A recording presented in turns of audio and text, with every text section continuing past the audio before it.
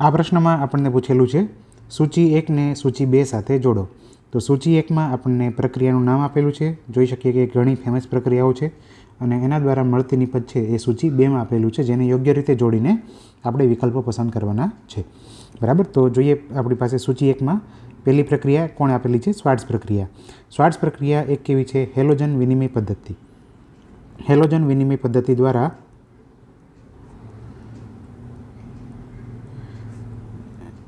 જો આપણે કોઈ આલ્કાઇલ હેલાઇડ બનાવવું હોય, બરાબર, તો આપણે બનાવી શકીએ અને એમાં એક છે શ્વાર્ટ્ઝ. શ્વાર્ટ્ઝ પ્રક્રિયા છે એમાં આપણે એક્સક્લુઝિવ આલ્કાઇલ ફ્લોરાઇડ બનાવી શકીએ.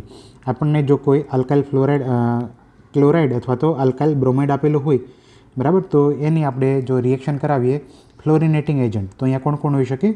AgF હોઈ શકે, પછી Hg2F2 જે ફ્લોરિનનો દાતા છે F-નો, બરાબર, એવો કોબાલ્ટ ફ્લોરાઇડ કે પછી SbF3 આવા જે ફ્લોરિનેટિંગ એજન્ટ છે એની હાજરીમાં રિએક્શન કરાવીએ તો આલ્કાઇલ હેલાઇડમાં આ જે ક્લોરિન છે, બરાબર, એનું વિનિમય થઈ જાય કોની સાથે? બીજા હેલોજન સાથે, ફ્લોરિનથી, બરાબર. તો આલ્કાઇલ ફ્લોરાઇડ મળે.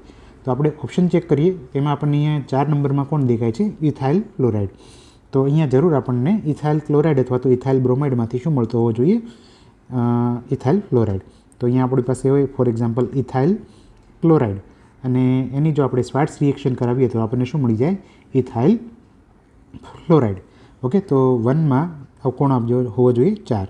તો 1માં 4 હોય એવા આપણી પાસે ત્રીજો અને ચોથો ઓપ્શન છે, એટલે કે પહેલો અને બીજો આપણો આન્સર નહીં હોય. બરાબર. તો આપણા જે આન્સર હશે એમાંથી પહેલો અને બીજો આપણે ચેક હવે કરશું નહીં. અને નેક્સ્ટ આપણે જો રિએક્શન જોઈએ તો એ શ્વાર્ટ્ઝ પ્રક્રિયામાં તો ઓપ્શન 4 આવી ગયો. બીજી આપણને હેલોજન વિનિમય પદ્ધતિ છે એ યાદ હોય તો એ કોણ છે? ફિંકલસ્ટેઇન પ્રક્રિયા. અને ફિંકલસ્ટેઇન પ્રક્રિયાથી આપણે શું બનાવી શકીએ? Exclusive alkyl iodide. બરાબર. તો આપણી પાસે જોઈએ ફિંકલસ્ટેઇન પ્રક્રિયામાં શું હોય?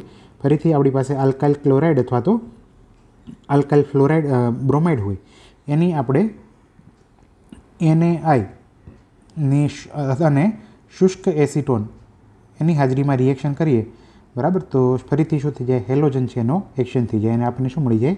આલ્કાઇલ આયોડાઇડ મળી જાય. ક્લોરિન અને આયોડિન બંનેનો એક્શન થઈ જાય, વિનિમય થઈ જાય અને આલ્કાઇલ આયોડાઇડ છે આપણને મળી જતા હોય છે.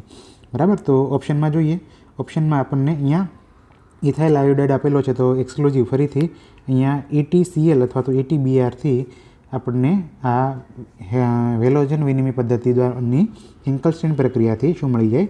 Ethyl iodide. બરાબર. તો જોઈ શકીએ કે ડીમાં હોવો જોઈએ 2. તો અહીંયા જે બાકીના ઓપ્શન બચેલા હતા બંનેમાં ડીમાં 2 છે. બરાબર. તો હજી આપણે નેક્સ્ટ જોઈએ વુડ્સ ફિટિક પ્રક્રિયા. વુડ્સ ફિટિક પ્રક્રિયા જોઈએ, એમાં પણ સોડિયમ અને શુષ્ક ઇથરનો છે ઉપયોગ થતો હોય છે. જો આપણી પાસે કોણ હોય? આલ્કાઇલ આયોડાઇડ હોય અથવા તો આલ્કાઇલ હેલાઇડ, બે આલ્કાઇલ હેલાઇડ હોય, એની સોડિયમ ધાતુ સાથે રિએક્શન કરાવીએ 2Na, બરાબર, અને શુષ્ક ઇથર હોય તો એનાથી આપણને જે નિપજ મળે એ કોણ મળતો હોય છે? એ આલ્કેન મળતો હોય છે, સંમિત આલ્કેન. બરાબર. આમાં શું હોય કે RX પ્લસ 2Na પ્લસ ફરીથી RX, બરાબર. તો અહીંયા આપણે જોઈ શકીએ કે અહીંયાથી 2NaX આ દૂર થઈ જતા હોય છે અને બંને R એકબીજા સાથે જોડાઈ જાય અને આપણને અહીંયાથી શું મળે?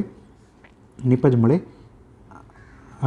બમણા કાર્બન ધરાવતો સંમિત આલ્કેન. હવે આ છે વુડ્સ રિએક્શન. બરાબર. આ કોણ છે? Woods reaction. અને ફિટિક રિએક્શન કોને કહેવાય? ફિટિક રિએક્શનમાં આપણી પાસે કોણ હોય? બેન્ઝીન સાથે જોડાયેલા હેલોજન એટલે કે હેલોએરિન. હેલોએરિન સંયોજનોની આપણે જો રિએક્શન કરાવીએ 2Na સાથે અને સિમિલરલી અહીંયા ફરીથી બીજો કોણ? એક આલ્કાઇલ એરાઇલ હેલાઇડ લેશું તો આ 2NaX દૂર થઈ જાય અને બંને બેન્ઝીન છે એકબીજા સાથે જોડાઈ જાય અને આપણને મળતી નિપજ કોણ હશે? બાયફિનાઇલ. તો આ થઈ ગઈ ફિટિક પ્રક્રિયા, ફિટિક પ્રક્રિયા. તો આ છે વુડ્સ રિએક્શન, વુડ્સ, અને આ છે ફિટિક. અને જો આપણે એક લઈએ આલ્કાઇલ હેલાઇડ RX અને એક લઈએ 2Na સાથે એરાઇલ હેલાઇડ,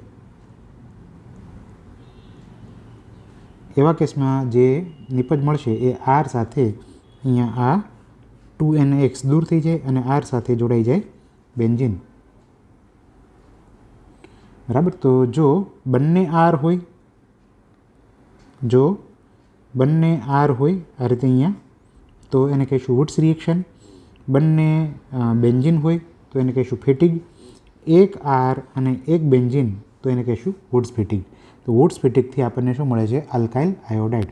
બરાબર. વુડ્સ ફેટિગથી આપણને શું મળે? Alkyl iodide.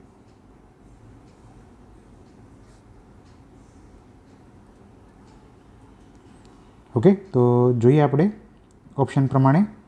વુડ્સ ફેટિગથી આપણને અહીંયા મળશે સીમાં આપણે ઇથાઇલ બેન્ઝીન. બરાબર. આરની જગ્યાએ કોણ લીધું હોત? C2H5Cl પ્લસ 2Na, અને ફરીથી જો આપણે હેલો એરિન તરીકે શું લઈએ? ClPH. બરાબર. તો પીએચ અને આ બંને જોડાઈ જાય તો C2H5 અને અહીંયા બેન્ઝીન આ રીતે નિપજ મળી જાય.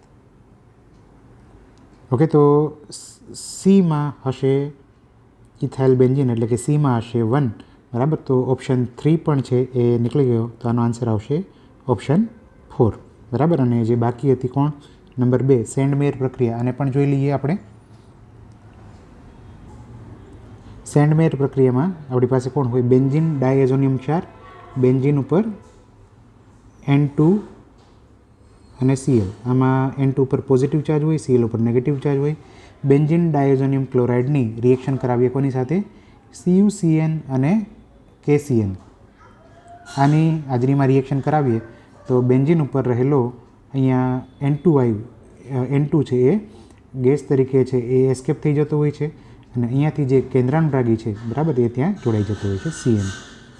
તો અહીંયા જોડાઈ જશે CN અને આપણને મળશે કોણ? સાયનોબેન્ઝીન. એટલે કે બી જોડાશે કોની સાથે? 3 સાથે. B3 સાથે. તો આ ક્વેશ્ચનનો આન્સર હશે ઓપ્શન 4. Thank you.